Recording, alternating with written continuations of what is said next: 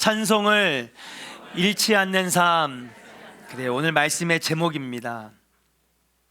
교회 성가대, 지금 우리 연합성가대 헌신 예배를 드리고 있는데요, 이 성가대의 역사를 한번 살펴보려고 합니다. 성가대는 다윗 왕 때부터 시작되어집니다. 다윗은 유능한 음악가였습니다. 지금 보여주지 말고요. 참 이게 답답하네. 다윗은요, 유능한 음악가, 훌륭한 비파와 수금 연주가였으며 수많은 찬양을 직접 작곡, 작사하였습니다. 연주가고 또 작곡가고 작사가였습니다. 또한 하나님을 찬양하는 성악가이기도 했습니다. 이런 다윗이 하나님 앞에 제사할 때에 그냥 제사하면 안 되겠다. 여러분, 구약의 제사는 다 무엇입니까? 희생제사죠.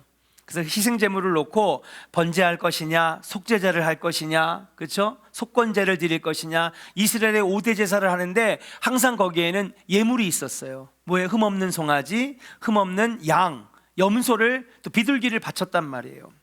근데 그렇게만 하니까 우리가 좀 더 또 공감할 수 있는 예배, 또 은혜가 되는 예배, 감동이 있는 예배를 드리면 어떨까라고 생각한 것이 바로 다윗 왕입니다. 그래서 하나님을 노래로, 음악으로 찬양하는 이 찬양대를 조직적으로 구성을 하게 되는데요, 제사장 24반열로 남은 것처럼 4,000명의 성가대원을 선발했다고 합니다. 사진을 한번 보면요, 이렇게 나오는 거예요. 많아요? 이게 168명입니다. 성경에 나와 있어요. 성경에 나와 있습니다. 자, 그럼 4,000명인데 이 4,000명의 성가대원을 모집하고 크게 세 팀으로 나눕니다. 이 세 팀을 누가 맡느냐? 아삽이라고 하는 사람, 헤만이라고 하는 사람, 여두둔이라고 하는 사람, 이 세 사람이 성가대 4,000명을 세 그룹으로 나눠서 관리하는 거죠. 그러니까 오늘 말하면 홍현설 지휘자님입니다. 이야, 지휘자님, 4,000명 중에 3분의 1은 얼마예요? 1,333명인가요? 네. 그러니까 성가대, 내가 관리하는 성가대원이 한 1,400명 되는 것이죠. 그리고 12명씩 24팀, 총 288명의 전문적인 지도자들이 거기 들어갑니다. 와, 대단하지 않습니까? 그러니까 이 세 명은 한마디로 총지휘자고요. 그 다음에 12명은 12명씩 24팀, 총 288명이 전문적인 지도자들. 오늘날로 말하면 우리 파트장 손 드세요. 박옥경 우리 권사님 소프라노, 그 다음에 엘토 파트장, 우리 김기혁 권사님 엘토, 테너, 김재종 집사님, 우리 테너, 베이스는 문승환 장로님. 이렇게 전문적인 그 파트장들이 세워져 가지고 한 팀에 167명이군요. 167명의 성가대원들이 매일매일 교대하면서 하나님을 찬양하는, 이게 바로 다윗의 찬양대였어요. 여러분, 하나님 얼마나 기뻐하셨을까. 그냥 이 성전에 딱 처음 들어가면 성전 뜰이 있는데 물두멍이 있어서 희생제물을 씻고 제사장이 손을 씻은 다음에, 여러분, 번제단에서 그냥 송아지의 배를 가르고 그 다음에 염소의 배를 갈라서 오각을 뜨고 내장을 끄집어내어 기름을 붓고 불을 태워 그냥 드리는 제사, 이거로만 끝나는 게 아니라 거기에 찬양이 있고 하나님의 말씀이 막 선포되어지고, 오늘날에 우리의 예배와 같은 형태로 예배 드릴 때에 이 다윗이 드렸던 예배가 얼마나 감동적이었을까. 여러분, 한번 머릿속으로 한번 상상해 보세요. 그냥 배만 가르고 불만 질렀던 이 번제에서 여기에 하나님의 말씀을 낭독하거나, 아주 귀하고 은혜되는 말씀을 선포하고 찬양대가 확 찬양할 때에 여기 비파와 수금을 들고 춤추며 워십 댄싱을 하는 이 찬양대가 막, 거기에 다윗이 그냥 자기도 모르게 바지가 흘러내려가는 것도 모르고 막 춤추며 하나님을 예배한 그 예배, 하나님이 다윗을 괜히 좋아하시는 게 아니라고 하는 생각이 듭니다. 역대하 8장에 이렇게 기록되어 있는데요. 자, 그렇다면 왜 이렇게까지 다윗은 찬양대를 조직하고 찬양하게 하였을까? 찬양은 하나님을 높이고 하나님을 영화롭게 하는 노래이기 때문인 줄로 믿습니다. 따라합시다. 찬양은 하나님을 영화롭게 하는 노래입니다. 할렐루야. 찬양은요, 하나님을 영화롭게, 영광스러운 존재로, 위대한 존재로 여겨드리는 그런 것이 바로 찬양이라고 하는 거예요. 얼마 전에 장윤정이라고 하는 가수가 행사 초청에 나가는 이 얼마 받는지가 공개됐어요. 세 곡 부르고 앵콜 하나 더 부르면 3천만 원. 여기는 다 알고 계시잖아요. 역시 트로트를 사랑하시는 분들은 이미 다 알고 계시는 거예요. 딱 4곡 부르고 3천만 원 받는다고 합니다. 저도 10만 원짜리 넘는 뮤지컬을 한 몇 번 본 적이 있습니다. 오페라는요 훨씬 더 비싸다고 하더라고요. 그렇게 가서 그런 사람이 만든 음악, 사람의 마음을 울리는 그런 음악들을 듣는데 하나님께 영광 돌리는 찬양을 소홀히 해서 되겠습니까? 하나님을 찬양하는 이 찬양을 가장 귀한 노래, 가장 귀한 여러분 예배로 여기고 전심으로 하나님을 찬양하고 온 마음 다해 주님을 찬양해야 될 줄로 믿습니다. 세상의 노래도 그렇게 돈을 받고 박수를 받는데 우리를 창조하신 그 하나님을 여러분 훨씬 더 높여드리고 온 마음 다해 찬양해야죠. 그런 의미에서 여러분 찬양을 담당하는 이 성가대는 너무 귀하고 귀한 여러분 사역인 줄로 믿습니다. 어디 그뿐입니까? 우리 예수 찬양단, 마하나임 찬양단, 또 죄송해요, 제가 기억력이 요즘 왜 이렇게 안 좋은지 모르겠어요. 그냥 금요일날 수요일날 위드 찬양단, 그렇죠. 그 다음에 헬세드 찬양단, 아무튼 뿐만 아니라 여러분 한 명 한 명이 다 1인 성가대인데 이 찬양하는 이 모든 것들은 다 너무 귀하고 소중한 것이다. 오늘 그런 찬양의 사명을 맡은 귀한 사랑하는 성가대 여러분, 오늘 헌신 예배를 통하여 하나님께는 영광이 되고 우리들에게는 깊은 은혜와 감동을 선사하는 귀한 사역자들이 되시기를 주의 이름으로 간절히 축원합니다. 찬양을 감당한다라고 하는 것, 또 오늘 헌신을 통하여 왜 찬양해야 되는지 찬양의 분명한 목적과 또 성가대로서의 정체성을 가지고 나아가는 귀한 찬양의 일꾼들이 되시기를 주의 이름으로 간절히 축원합니다. 자, 그렇다면 오늘 찬양을 우리가 해야 되는 이유, 우리가 왜 하나님을 찬양해야 될까? 여러 가지 이유들이 있겠지만은 3가지로 은혜를 나누면서 오늘 우리 성가대원들, 또 우리 찬양대, 우리 성도들 모두가 다 결단하고 또 찬양을 놓지 않는, 찬양을 잃지 않는 삶 살아가시기를 주의 이름으로 간절히 축원합니다. 첫 번째 한번 따라합시다. 찬양은 하나님의 뜻이고 하나님의 요구이기 때문입니다. 믿으시면 아멘. 하나님이 인간을 창조하신 가장 큰 이유와 목적은 바로 인간을 통해 영광 받으시기 위함입니다. 영광 받으심의 대표적인 것이 바로 하나님을 예배하고 찬양하는 것이다. 자, 이사야서 43장 21절을 믿음으로 선포합니다. 같이 읽겠습니다. 시작. 이 백성은 내가 나를 위하여 지었나니 나를 찬송하게 하려 함이니라. 아멘. 이 백성은 나를 위하여 창조하셨대요. 나의 찬송을 부르게 하려고 하나님 나를 지으셨다라고 말씀하시는 거예요. 이 땅에 많은 사람들 중에 우리를 택하여 부르신 이유와 목적이 있는데 우리를 통해 영광 거두시기를, 우리를 통해 찬양 받으시기를 원하시기 때문이라고 하는 것을 명심하시기를 주의 이름으로 간절히 축원합니다. 우리가 이 땅에 살면서 돈 많이 벌려고 또 뭔가를 성취하려고 다 필요하죠.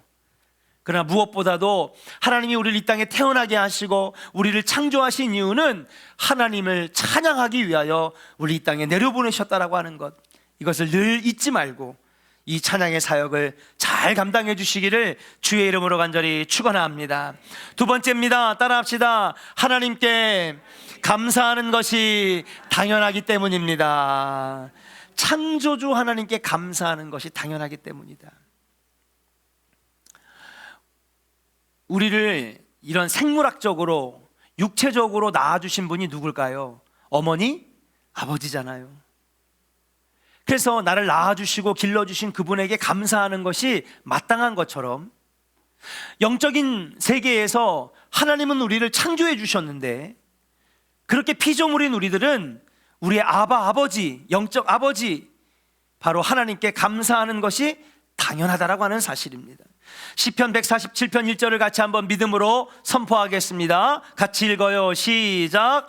할렐루야. 우리 하나님을 찬양하는 일이 선함이요 찬송하는 일이 아름답고 마땅하도다. 아멘. 찬양하는 일이 아름답고 마땅하도다 그렇습니다. 시편 기자는요, 만물아 너희는 창조주 하나님을 마음껏 찬양하라. 이는 너희의 마땅한 본분이라. 그렇게 말씀하셨어요. 자녀가 낳아주신 부모의 은혜를 깨닫고 감사해야 하는 것이 당연하듯이 우리는 피조물이고 만물의 영장으로서 우리 아버지 되신 하나님을, 창조주 되신 하나님을 찬양하는 것이 너무나 당연한 일이다. 따라합시다. 찬양은 감사입니다. 그래요, 여러분. 우리 성가대가 감사하는 마음으로 찬양했으면 좋겠어요. 물론 매주마다 곡은 바뀌겠죠. 곡에 담긴 내용도 다를 겁니다. 곡이 말하는 메시지도 다를 것이고, 어쩔 때는 은혜를 찬양하고, 어쩔 때는 하나님의 영광을 찬양하고, 또 어쩔 때는 또 우리의 슬픔을 노래하고, 여러 가지 주제가 담긴 다양한 곡들을 소화할 거예요. 또 다양한 화음들을 맞출 것입니다. 찬양단도 마찬가지입니다. 많은 여러 장르의 찬양, 그래서 4분의 4박자, 4분의 3박자, 그리고 빠른 찬양, 느린 찬양, 중간 찬양, 뭐 여러 가지 주제를 담고 있는 찬양을 부를 거예요. 그러나 한 가지 우리가 놓지 말아야 될 것은 뭐냐? 하나님께 감사하는 마음으로 이 찬양을 감당해야 되겠다. 오늘도 찬양할 수 있음에 감사합니다. 오늘도 영광 돌릴 수 있기에 감사합니다. 하나님, 오늘도 나를 살게 하시니 감사합니다. 오랫동안 목회하고 또 신앙생활하고 여러분과 똑같은 신앙인으로서, 한 명의 신앙인으로서 또 찬양단을 참 많이 했습니다.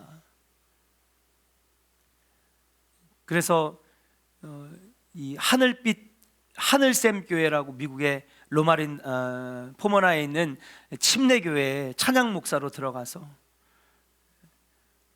신디사이저를 가운데다 놓고 싱어들이 6명 딱 쓰고요, 악기는 따로 치는데 저는 가운데서 반주하면서 찬양 인도를 1년 4개월 했습니다. 놀랍지도 않죠? 너무 많이 얘기를 해서 그런가? 그 끝나면 저는 그거를 그대로 두고 오르간에 가서 오르간 반주도 했어요. 상상이 안 가죠? 저도 다 잊어버린 것 같아요. 어떻게 했나? 그래서 찬양에 관련된 어떤 경험이 있다면 또 있다고 말할 수도 있습니다. 그러면서 한 가지 깨달은 게 있다면 그것은 찬양이 우리의 영적 상태를 진단하게 하는 영적 자가 진단법이라고 하는 사실을 깨달았어요.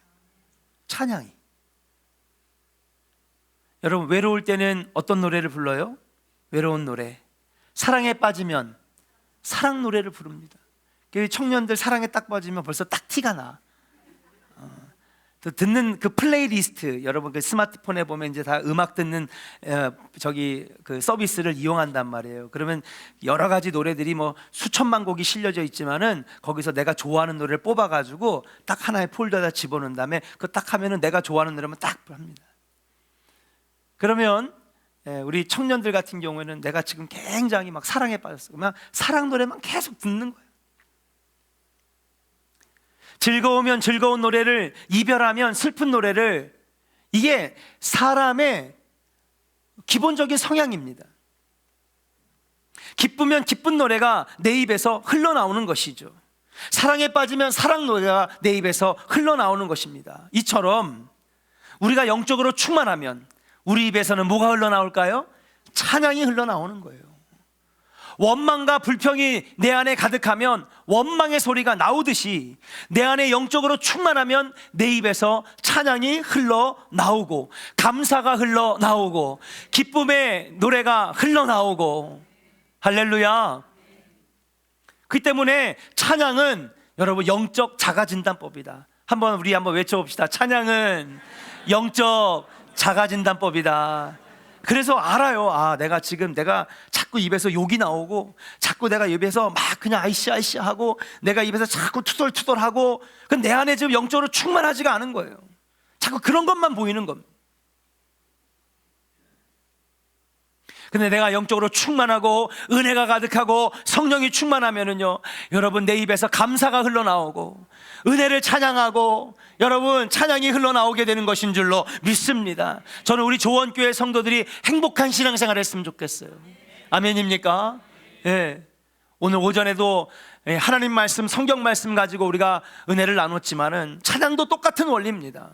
여러분의 찬양이 입술로 하는 찬양이 아니고 그냥 마음만 감동케 하는 찬양이 아니라 영이신 하나님을 찬양하는 영적 찬양이 되기를 주의 이름으로 간절히 축원합니다. 영적으로 충만하다.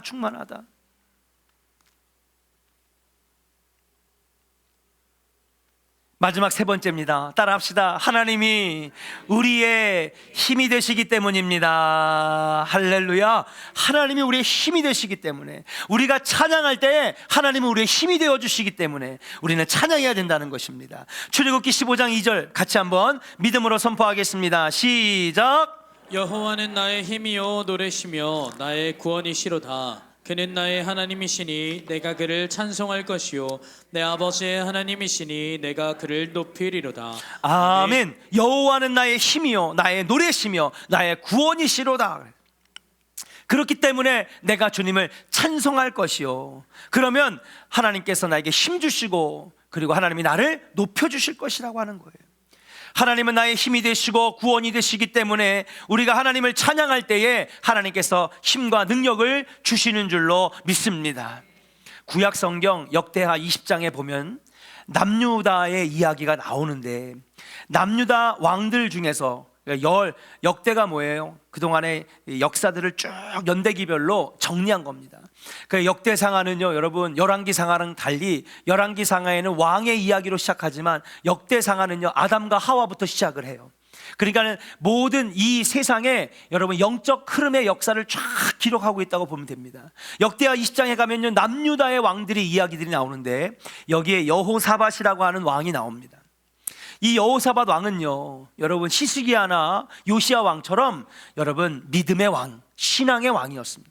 그래서 남유다의 3대 종교개혁을 일으킨 사람이라고 하면 히스기야, 그 다음에 요시야, 여호사밧입니다. 이 여호사밧은요 다른 왕들과는 달리 우상 숭배를 하지 아니하고 하나님을 예배하는 왕이었어요. 그러니까 여러분 뭐가 와요? 무조건 시련이 오죠. 마귀와 사탄은요 가만히 있지 않습니다. 우상 숭배할 때는요 가만 내비둬요. 왜? 알아서 마귀 짓 하니까, 알아서 사탄 짓을 하니까 내버려 둡니다. 그런데 믿음으로 살라고 하고 신앙으로 살라 하고 은혜로 살라 하고 말씀으로 살라고 하니까 마귀가 건드리는 거예요. 여기에 지지 않기를 주의 이름으로 간절히 축원합니다. 절대 넘어가서는 안 되는 거예요. 믿음으로 살라고 하니까 그거 무너뜨리려고 마귀가 오는 거지. 하나님 왜 나에게만 이렇게 신앙생활하는데 힘들게 하세요? 왜 하나님 나에게만 신앙생활할 때 이렇게 어려움 주세요? 아니에요. 믿음으로 살라 하니까 그거 넘어뜨려 보려고 여러분 마귀가 자꾸 건드리는 거예요. 여기 넘어가지 않기를 주의 이름으로 간절히 축원합니다. 그러니까 여호사밧도 그렇고 히스기야 왕은 또 누가 쳐들어왔어요? 위에 아수르가 쳐들어왔잖아요. 히스기야 왕이 얼마나 고생을 했는지 모릅니다. 그 처음에 쳐들어왔을 때는 신하들이 얘기합니다. 굴복해야 됩니다. 무릎 꿇어야 됩니다. 비굴하게 항복 선언해야 됩니다. 그래가지고 비굴하게 무릎 꿇고 항복 선언한 다음에 여러분 어떻게 했어요? 금하고 그 다음에 은을 엄청난 양의 달란트를 요구하면서 결국 어떻게 됐습니까? 히스기야 거기 무릎 꿇었잖아요. 그 어마어마한 수천 톤의 금과 은을 뺏겼습니다. 그 금과 은을 충당을 할 수가 없으니까 어디서 했느냐? 예루살렘 성전에 있는 금과 은을 떼어다가 여러분 아수르 왕에게 줬다니까요. 자, 그러면 히스기야의 문제가 해결됐을까요? 안 해결됐을까요? 하나도 안 해결됐어요. 다 받아먹고 잠깐 후퇴하던 척하더니 여러분, 아수르 왕이 다시 와서 예루살렘을 에워쌉니다. 더 어려운 요구를 하는 거예요. 하나님을 포기해라, 제사장들을 죽여라. 그때 히스기야가 눈물로 하나님 앞에 기도합니다. 어떻게 해야 될까요? 어떻게 해야 하긴, 신앙의 방법으로 해야지. 믿음의 방법으로 하고 신앙의 방법으로 하고 무릎 꿇고 기도했더니 여러분, 하나님이 아수르의 군대를 물러가게 하셨는 줄로 믿습니다. 여러분, 거기에 넘어가면 안 되는 거예요. 무너지면 안 되는 거예요. 여호사밧도 그랬습니다. 여러분, 신앙으로 나라를 끌고 가다 보니까 시련이 왔어요. 어떤 시련이 왔습니까? 여호사밧 때는요, 모압과 암몬과 세일이라고 하는 이 세 나라가 합쳐가지고 여러분, 남유다를 쳐들어옵니다. 한 나라도 아니고 몇 나라? 세 나라가 연합군을. 당연히 침략 전쟁에 맞서 군대를 동원해 왕은 전쟁터로 맞서러 나가죠. 여호사밧이 군대를 끌고 나갑니다. 근데 이 전쟁은 특이한 모습을 발견할 수가 있어요. 뭐냐? 여러분, 군대 갔다 온 분들은 알 거예요. 우리 재린 형제 제대해 가지고 왔는데, 군대 갔다 온 사람들은 압니다. 여러분, 제일 전쟁이 터지거나 아니면 전투를 앞에 두고는 제일 맨 앞에 보내는 사람들이 누군지 아십니까? 전체적인 전쟁의 큰 틀로 볼 때는 해병대가 제일 먼저 나가고요, 그 다음에 작은 사단분이나 대대 여단에서 규모로 전투를 치를 때는요, 수색대나 정찰대, 이런 데들이 제일 앞에 서는 겁니다. 특수부대라든지. 그래서 먼저 격을 교란하고 적의 상태를 파악하고 적의 규모를 파악해서 어떻게 대처할지를 보는 거죠. 근데 이 왕은 그러지 않았어요. 여러분, 이 왕은요, 모압과 암몬과 세일과의 큰 전투 가운데, 어마어마한 규모의 전투 가운데 제일 앞에 누구를 세웠느냐? 성가대를 세웠어요. 할렐루야. 거룩한 옷을 입히고 비파와 수금과 나팔을 들고 하나님을 찬양하면서 여러분, 이 전쟁에 나갔습니다. 여러분, 전쟁이 어떻게 되었을까요? 그렇죠, 여호사밧 남유다의 군대가 말할 수 없을 정도로 엄청난 큰 승리를 거두게 되었다는 사실이에요. 누가 봐도 미친 짓이라고 했을 겁니다. 아니, 실력 좋은 군사들을 맨 앞에 세워야지. 기병대라든지 수색대라든지 정찰병이라든지, 그때는 해병대는 없었겠지만 이런 걸 보내야지. 왜 성가대를 보내? 성가대를 보냈다는 건 무엇입니까? 만군의 여호와, 그분이 창조주시고 역사의 주관자시고 승리케 하시는 분이라고 하는 것을 믿었기 때문에 믿음으로 성가대를 세웠어요. 결국 믿음의 왕이 이끄는 여호사밧의 군대 남유다가 놀라운 승리를 거두고 세 나라의 연합군은 패배했는데, 그 뒤로 여러분, 모압과 암몬과 세일은 다시는 이스라엘을 쳐들어오지 못했습니다. 왠지 알아요? 여러분, 이들과 전쟁을 다윗도 많이 했고요, 사울도 많이 했고, 그 외에 수많은 왕들이 이 모압과 암몬과 전쟁을 너무 많이 했습니다. 그런데 문제는 그때만 그렇고 또 쳐들어오고요, 또 쳐들어오고 또 쳐들어오고. 근데 성가대를 앞세운 이 전쟁을 이후에 이들이 이스라엘을 쳐들어올 수가 없었어요. 왜? 완전히 패배했거든요. 전쟁 중에서도 가장 놀라운 성과를 거둔, 가장 큰 승리를 거둔 게 바로 성가대를 맨 앞에 보냈던 그 전쟁이었다는 사실이에요. 그렇습니다. 사랑하는 여러분, 우리가 찬양하면 하나님께서 힘을 주십니다. 능력을 주십니다. 우리가 그분을 찬양하면 그분께서 우리에게 필요한 능력을 부어주시는 줄로 믿습니다. 하박국 3장 18절에 나는 여호와로 인하여 즐거워하며 나의 구원의 하나님을 인하여 기뻐하리로다. 우리가 찬양하면 잃어버린 여러분 기쁨을 찾게 해주신다는 사실이에요. 찬송은 세상 노래가 아닙니다. 하나님을 찬양하는 제사요 예배이며 입술의 열매입니다.